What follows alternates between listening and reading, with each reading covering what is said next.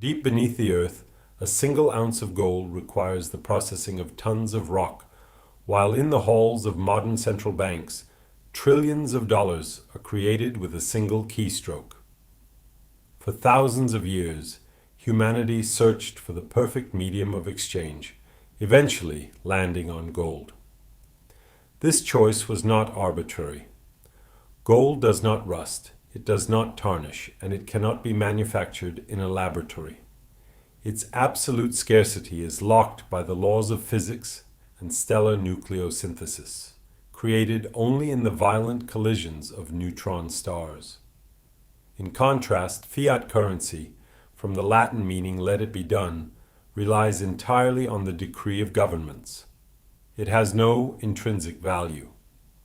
Its existence is born out of trust and legally enforced monopoly, allowing governments to expand the money supply to fund wars, infrastructure, and social programs without the physical constraints of mining. To understand the modern fiat system, we must examine the mechanics of commercial banking. When you deposit money in a bank, that money does not sit in a vault. Under fractional reserve banking regulations, the bank is only required to hold a fraction of that deposit and can lend out the rest. This lending process actually creates new money out of thin air, expanding the total money supply through a digital multiplier effect. When central banks engage in quantitative easing, they purchase government bonds and other financial assets, electronically creating new bank reserves to inject liquidity into the financial system. This system is highly efficient and allows for rapid economic expansion, but it possesses a fatal flaw: the relentless systemic devaluation of purchasing power over time. Gold operates on a fundamentally different mechanical system. The global supply of gold increases by only about 1 to 2% annually. This is because the process of bringing new gold to market is incredibly complex, capital-intensive, and slow. First, geologists must locate deposits using advanced seismic imaging and geochemical sampling.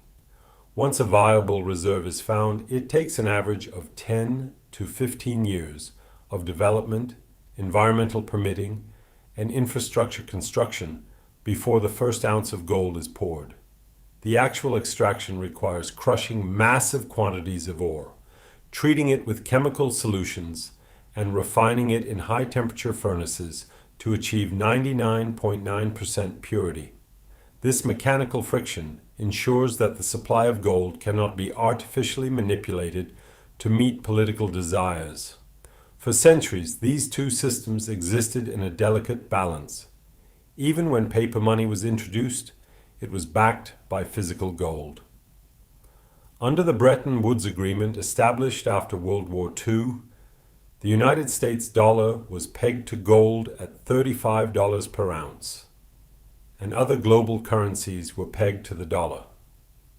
However, as the United States printed more dollars to finance domestic programs and the Vietnam War, foreign nations began to doubt the backing and demanded physical gold in exchange for their paper dollars. To prevent the depletion of America's gold reserves, President Richard Nixon unilaterally suspended the gold standard in 1971. This pivotal moment launched the world into an unprecedented global experiment where every major currency on earth became a pure fiat system backed by nothing but faith. Since 1971, the consequences of this experiment have reshaped global economics. Without the golden anchor, government debt has exploded exponentially. When a central bank increases the money supply, the new currency does not distribute evenly or instantly. This phenomenon, known as the Cantillon effect, dictates that those closest to the source of money creation, such as commercial banks, governments, and wealthy asset owners, receive the new money first before prices rise. By the time this money trickles down to the average consumer, prices for real-world goods, housing, and food have already escalated, effectively acting as a hidden tax on the working class and widening the wealth gap. As the purchasing power of fiat currencies continues to decay, central banks themselves are quietly acknowledging the limits of paper.